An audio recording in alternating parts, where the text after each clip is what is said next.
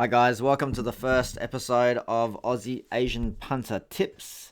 I've decided to run this YouTube to create a few videos on some of my tips, looking at anything from AFL to the Aussie Open to the US presidential elections, just anything that tickles me fancy. I thought I'd share with you some of my thoughts and some of my tips on what to bet on. So, without further ado, the very first cab off the rank is on the AFL. It's been 4 days since the last match. We are in round 13. Next match up is, let's see, this Friday, which is tomorrow. We've got the Gold Coast Suns versus Carlton. I'm just looking it up on my phone here on the AFL app. We've got the Gold Coast Suns, which is ranked number 13. Carlton's ranked number 12 on the ladder.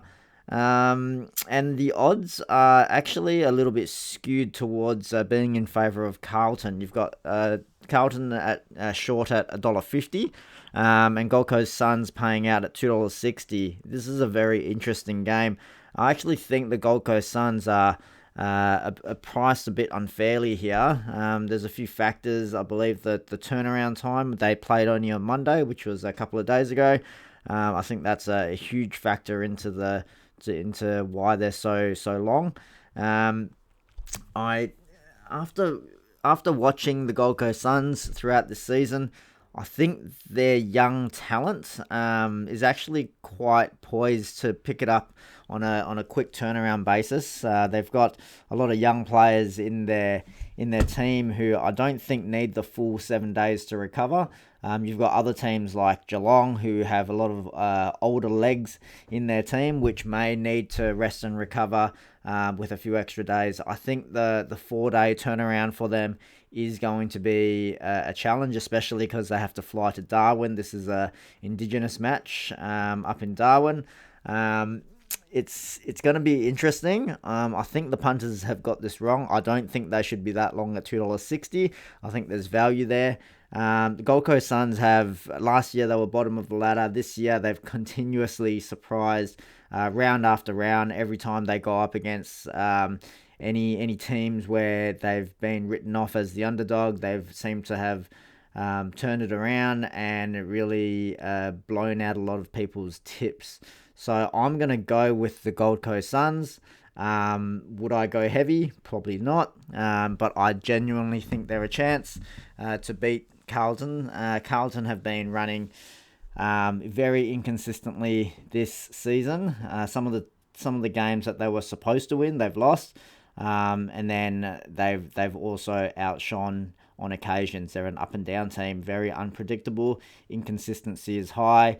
Eddie Betts is not performing as well as he would like to, I'm sure. He's not playing his best footy at the moment. You've got a few other players in there who are also up and down on a weekly basis. I am not backing, I'm not thinking that the bookies have this right, so I'm going to go $2.60 and a straight out head-to-head win for Gold Coast Suns. A few caveats. Bet responsibly, I believe, is what needs to be said at the end. And also, this is just my views, nobody else's, so please take everything I say with a grain of salt and make your own assessment and analysis. But I thought I'd share. I think it's good to be able to share some of my thinking with everybody else. You can agree, you can disagree, it doesn't matter. It's another opinion to weigh in. If you are going to have a punt or have a bet, then yeah, I'd love to see more people put up their views on YouTube. All right, that's it for me. Actually, before I go, I am calling also the US presidential election. I think that Donald Trump, even though I'm not saying that I like him or dislike him, I think that he actually has a very good chance to be re-elected. There's a lot going on. I'll do that analysis another time.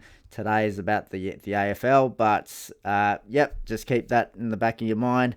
If you're looking for an outside chance on something else, then the US elections is another one that's very interesting to watch from afar and not be in the land of the free right now. So yep, on that note, good luck and catch you on the next YouTube clip. Catch ya.